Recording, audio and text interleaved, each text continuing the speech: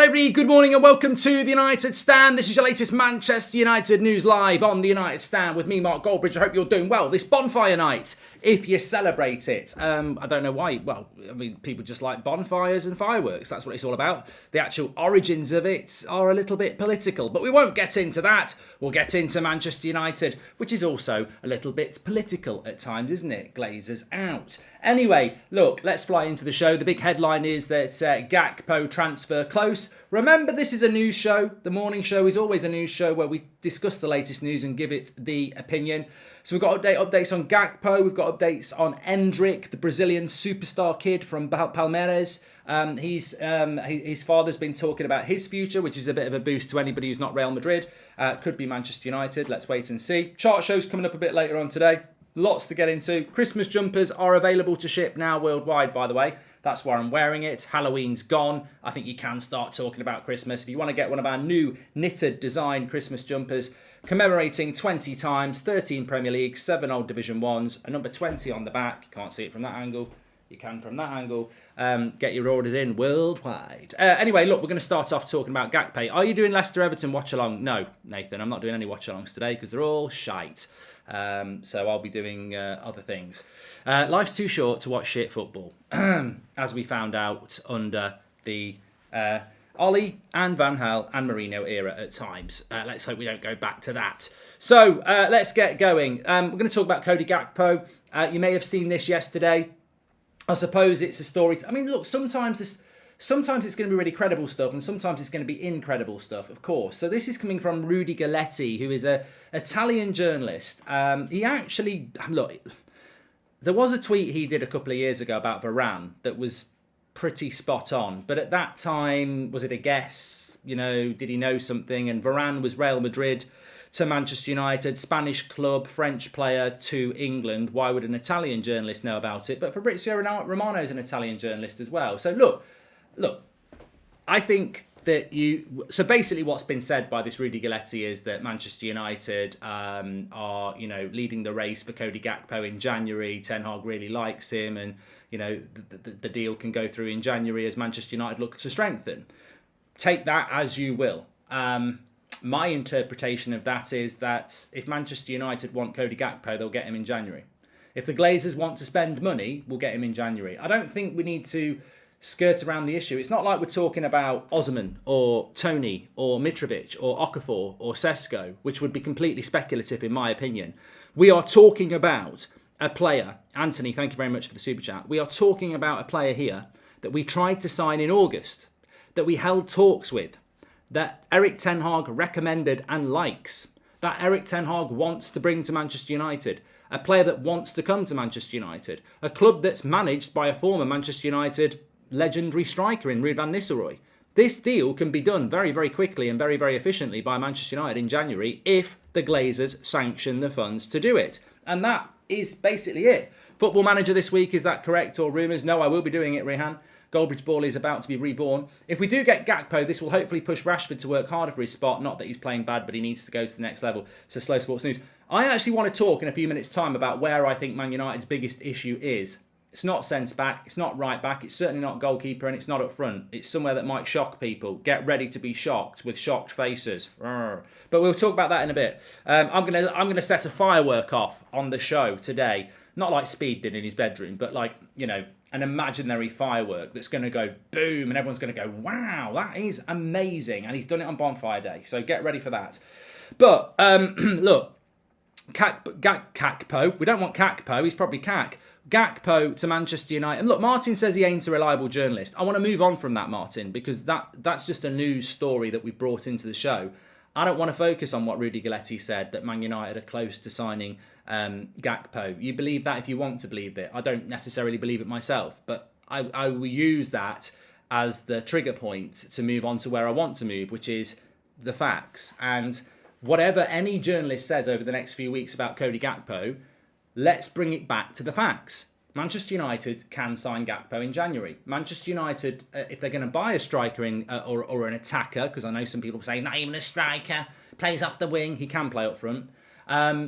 He's like Rashford, basically, but not the same sort of player. But he plays off the left, but he can play up front. And I think that's what Ten Hag wants. I think he wants adaptability and fluidity in his front three. I think Ten Hag would like to have Rashford, Gakpo, Sancho, Ronaldo, Antony, and who's the other one? Martial. I think he'd love to have 6 options like that he can mix and match. And I think that's what he would like to do. So look, forget about what the journalist has said. It just gives us a start for 10. But what it does do is it allows us to move into the area of certainty, which is that Manchester United, admittedly by PSV, Gakpo himself, and the rumours that were coming out from very good sources in the summer, were looking to sign Cody Gakpo. What does that mean, people? It means that Manchester United were trying to sign Gakpo. It means that Erik Ten Hag... Were we trying to sign Gakpo in April? Was Rangnick mentioning Gakpo? No. It was Gak no for Rangnick, and it was Gak yes for Ten Hag. Ten Hag recommended Gakpo. Ten Hag likes Gakpo. Gakpo would like to come and play for Ten Hag at Manchester United. It's a massive step up. Lots of Dutch players and admire Manchester United, as we've seen. So this is a deal that Man United could easily do in January. We would be at the front of the queue. It's a reasonable price. Ten Hag wants him. He wants to come to Manchester United. So I don't need a journalist to say this deal is close, because I think this deal, in my opinion, is as close as Manchester United, or should I say, the Glazers want it to be. If the Glazers offer up the money, then we will sign Gakpo in January. If they don't, then he will probably go somewhere else and we will probably get nothing else, or we'll wait till the summer. So look, journalistic stories, believe them or not, I believe the facts. We clearly are interested in this player. Ten Hag clearly likes him. He clearly wants to come to the club, and he's clearly available for a price that's payable, and he's clearly a young player with development. I mean, I'd be all over that. I'd be all over this like a greedy person on cake. I would, because it's clearly the sort of signing that Ten Hag will and has a track record in a very short period of time at Manchester United, but also at Ajax. He's a developmental player. And when I say developmental player, I mean a player that's in their early 20s who's shown a lot of promise on the European scene, who Erik Ten Hag can then enhance. I mean, look at Martinez. He showed a lot of potential in the Champions League for Ajax. He's now doing it in the Premier League and is arguably the best centre-back in the Premier League at the moment, with, I would say, Saliba on form. Look at what he's done with, Eriksen. Eriksen, very good player for Brentford. Some would say he was a very good player for Spurs, but I think he's playing a very different role for Manchester United, a very more mature role. I would trust Ten Hag. Malacia has shown what a good player he can be as well. Forgive my ignorance, but is there not weaker positions to strengthen before left wing with Rashford, Sancho and Garnacho, says Sam. I don't know when you put that in there, Sam. But I think I've already explained that point. If you monitor what Gakpo is, he is a differential player. He is, and what I mean by that is, because I've just made the word up live on air, and people aren't going to go, oh, I know what he means. Goldbridge is on about differential players again. I've heard Gary Neville on about these differential players. It's a self-made term. A differential player for me, and you'll probably only ever hear it from my mouth on the United Stand, but a differential player is a player that makes a difference. And what I mean by that is, I look at Thierry Henry when he came to Arsenal under Arsene Wenger. He was a differential player. He was a development player, but he was a differential player. He started on the left. He was talented. He was young. Ooh, what's he all about, people thought. And he became one of the best strikers in Premier League history. I think with Gakpo, I'm not by any means saying that if he comes to United, he'll become one of the best players in Premier League history, but he's certainly a differential player. I think he would probably come in. I think he could play off the right, off the left, and through the middle. And I certainly think, look at Anthony Martial. Ben says, what does this mean for Garnacho? I don't think it means anything for Garnacho. I really don't think it means anything for Garnacho. Because Garnacho can't play up front, and Gakpo can, and Rashford could, and Ronaldo does, and Martial does. And I would look at Anthony Martial. We bought him as a winger. He's now a centre-forward. He's not really a winger anymore. I don't think we'll ever really see Martial off the left again, even though some of us think he can do a very good job from there. So differential players are players that you bring in and people want to pigeonhole them. They want to say, get in that hole, you pigeon.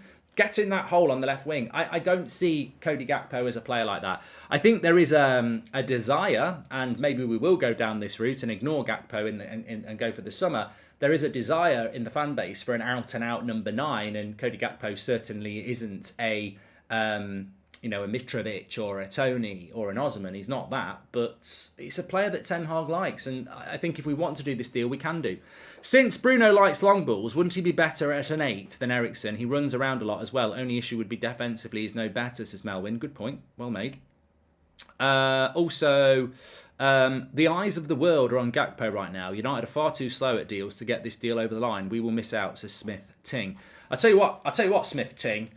He will absolutely move in January. Now, as I say, if you've tuned in a little bit late, there's a story from an Italian journalist that Manchester United are advanced in their talks for Gakpo to sign for us in January.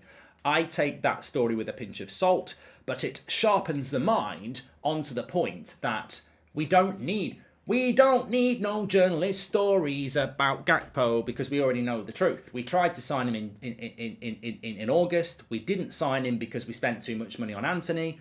I do not believe that Gakpo was an alternative to Anthony because they are completely different. We needed a left-footed winger. Gakpo is not that. I think we were looking at Gakpo and Anthony and the money ran out. What you gonna do when the money runs out? You're not gonna buy Gakpo, and that's what happened. But sometimes you've got to look at the evidence in front of you, and it was very, very, very clear that Cody Gakpo was a player that Ten Hag walked into the club and said, you know what? I know a lot about the Eredivisie. I know a lot about the Eredivisie. Yeah? I managed him there. Yeah? Cody Gakpo. There's no way United were looking at Cody Gakpo. So Ten Hag has dropped that name into United's vocabulary, and it's certainly a player that I think Ten Hag wanted in August. United have got a very big habit of going back the next transfer window for a player they don't get. Bruno in the summer, we got in January. Lindelof in the January, we got in the summer. Sancho in the summer, we got the following summer. But there will be competition and he will go elsewhere. But if we want to get this player, it's about the Glazers, nothing else. I genuinely believe that Ten Hag wants him. Hi Mark, I love the show from South Africa, Cape Town. We're not filming from South Africa, mate. We're filming from England, but thanks for your support, Monray. And I still can't believe our beloved Man United doesn't have a top-notch director of football, says Julio. Gakpo has better finish and quality crosses, says Sugar. What type of player is Gakpo, Mark? He's a footballer and he's Dutch. I think that's all we need to know.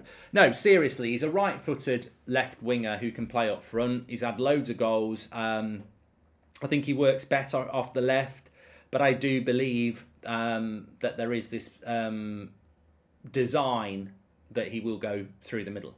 I think that's the development and differential element of him. And I think that's what Ten Hag is looking at. I think what Erik Ten Hag wants is what he didn't have on Thursday. If Martial's injured or Anthony's injured, what can he do on that right-hand side? He puts Bruno there. You could put Gakpo there. If Ronaldo needs a rest and Martial's injured, you can play Gakpo through the middle. You can also play him off the left. I think he's looking for what we had, was it 3 years ago? Remember when we had Martial, Greenwood and Rashford? And I think they scored nearly 60 goals between them.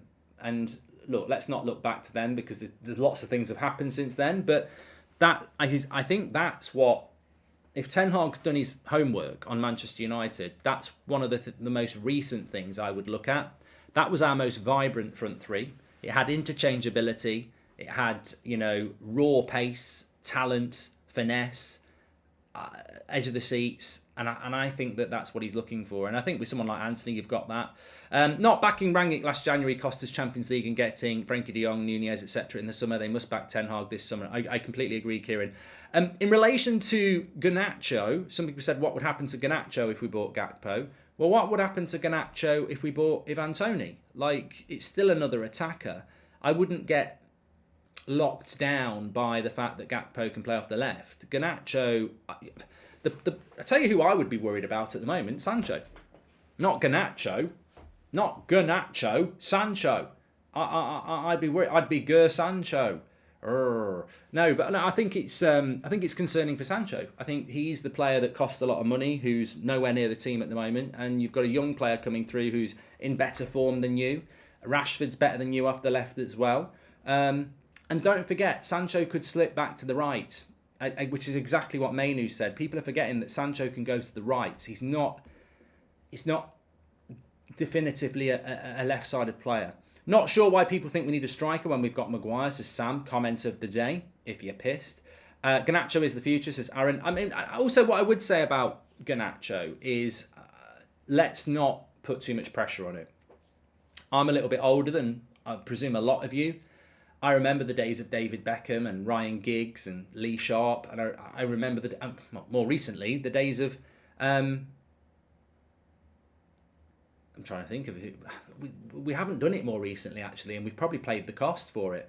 Look at Rashford. We basically played him every week, didn't we? And then he sort of hit a wall and had a lot of injuries. But when I look back at David Beckham's career, we basically nurtured him in very, very gradually. You know, you put them in the team and then you take them out of the team for a couple of weeks.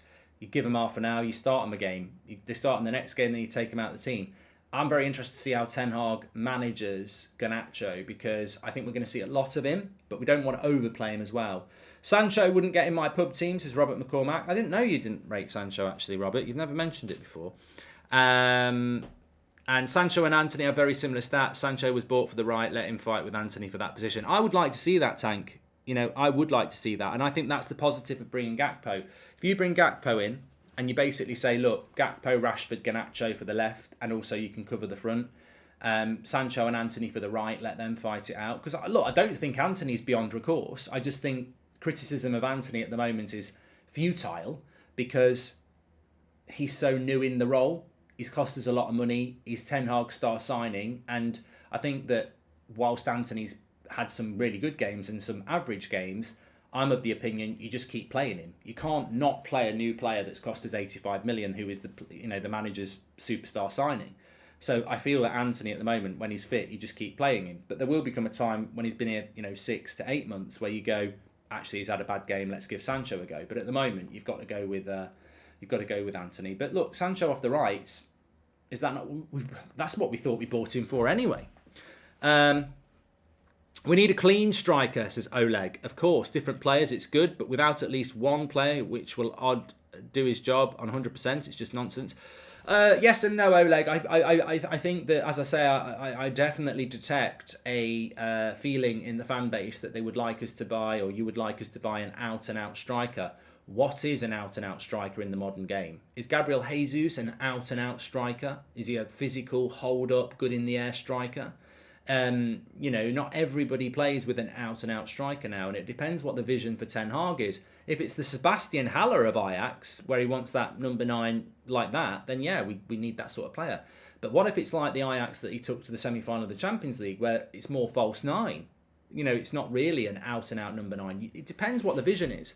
So look, maybe as I said yesterday, maybe Erik Ten Hag wants his striker to be a Gakpo type. Maybe he wants a Martial, maybe he wants a João Felix, or maybe he does want an out and out sort of Lewandowski type.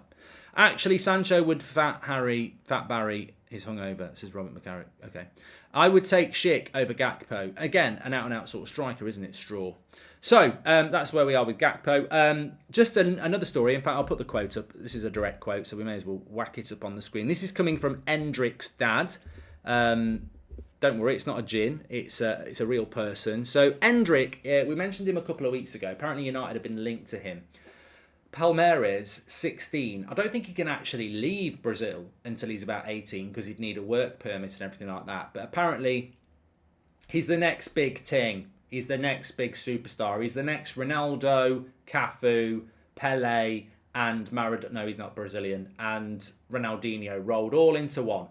They basically all had a big gangbang in a test tube, and they artificially inseminated an athletic supermodel by consent, and they created this player called Endrick, who is got a bit of everything in it. I'm joking, but I'm taking the piss out of the Brazilian superstars that come through who are the next big thing. But he is the next big thing, apparently. 16 years of age. His name's Endrick, and this is what his dad's had to say. There was a belief that he's going to go to Real Madrid, but he said there's nothing decided for Real Madrid or any other club. With no preference yet, we'll decide in the next few months. The club that will play what Palmeiras want and show us the best technical project for Endrick will sign the boy. What does that translate to? Well, it's English already. It's not Brazilian. But what that translates to is we will basically go where the money is best. I tell you what. So, you know what? Just reading this nonsense from Endrick's dad. So, if Borussia Dortmund ring up and say, look what we've done with Sancho, look what we've done with Bellingham, we're the best place for a young player to come and develop their talent, come to us, right? Or RB Salzburg say, look, we've had Adeyemi, we've had Erling Haaland, we're really good at developing young players, come to us. Yeah, there's no way Endrick's going to Dortmund or RB Salzburg, because ultimately it's not about the best developmental project, is it? It's not about the technical project, it's about the most money. That's what it is.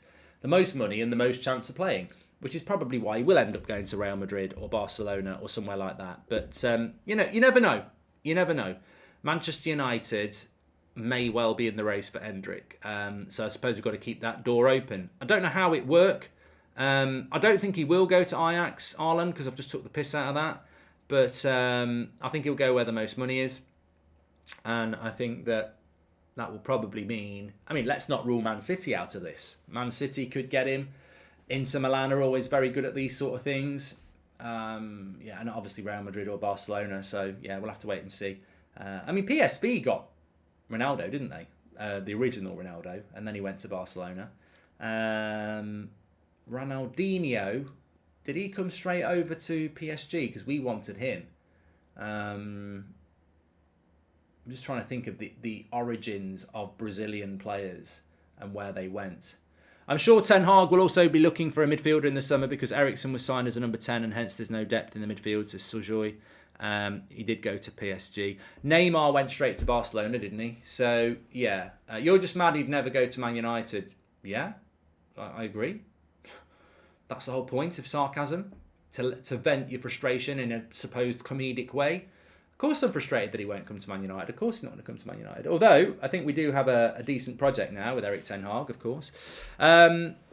Funny how they've changed it from Guy Fawkes to Bonfire Day, says Mark. It's always been Bonfire Night in where I live, Mark, to be honest with you. But there we go. So, yeah, that's the latest on Endrick, which I just want to come back to that previous point, actually, because I was going to talk about this. I actually do think that this is where... Get ready for your fireworks. So I'm just going to drop this firework here and light the fuse, and it's just about to go boom in a minute. Okay, the fuse is lit. It's going right. Yes, we need a right back. Yes, we need a forward. Yes, I think we need a quick centre back. And I got pulled up on this yesterday because people are like, why is Goldbridge so obsessed with pace? And I'm like, jog on unless you know what I'm talking about, because we need a centre-back with pace. Not because every centre-back needs pace, but because our defence doesn't have a centre-back with recovery pace. And if we're going to play a high line, you need a centre-back who's quick. Varane is quick, and then after that, Martinez is reasonable. Lindelof, Maguire are bordering on average to slow. So we do need a quicker centre-back in that profile of centre-backs. But the big area that I think doesn't get mentioned and will get mentioned, and you can mark my words on this, we've mentioned it before, and I'm going to give it a bit of a profile here. The one area that I think that we are really, really going to struggle in is midfield. I don't think that midfield is balanced at all. And some people will say the number 10, some people will say the number 8, and I would say the number 6 as well. We finally do have a centre defensive midfielder, and thanks to all the members. If you haven't watched the video I did on Casemiro yesterday, so if you're a member of the channel, you'll have your badges next to your name in the live chat, but you also get extra weekly content. So yesterday I did a video on Casemiro, comparing him to all our midfielders and Rodri of Man City. Very enlightening deep dive into very many different areas: ball recoveries, aerial duels, passes, successful defensive actions, interceptions, the lot. We broke it all down in a 10-minute video, so check it out. If you are a member, give it a watch. If you're not a member, click the member button and join and have a look. But what that shows you as well is if you take Casemiro out the team, you can compare his stats to the other players, and it's like falling off a cliff. We don't have a cover for Casemiro. And everybody talks about Dalot being overplayed, this, that and the other. But are we not in the same position with Casemiro now?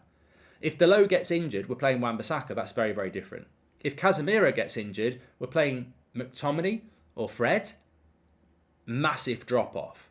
If Eriksen gets injured, we're playing Fred or McTominay. Maybe not a massive drop-off with Fred, but it's still a big drop-off into ball distribution. And then if Bruno gets injured, what are we going to do if Eriksen's playing as the number 8? So, look, it's not panic stations at all, but I think we've seen a glimpse under Ten Hag of what can be achieved. I look back to that Spurs result in the first 35 minutes against Chelsea, and that's the benchmark.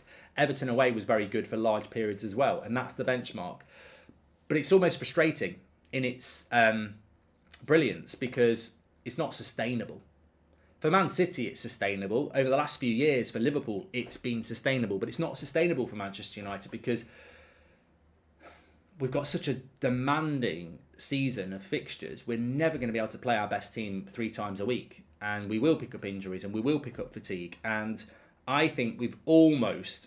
I mean, we haven't even got a good best 11 yet. We've almost got a best 11. We've got about 9 players that I think you go, yes, maybe 8, some people would say, but I think there's 9. Need a couple more first team signings, and then we need probably 4 competitor signings. We need somebody who can come in for Casemiro.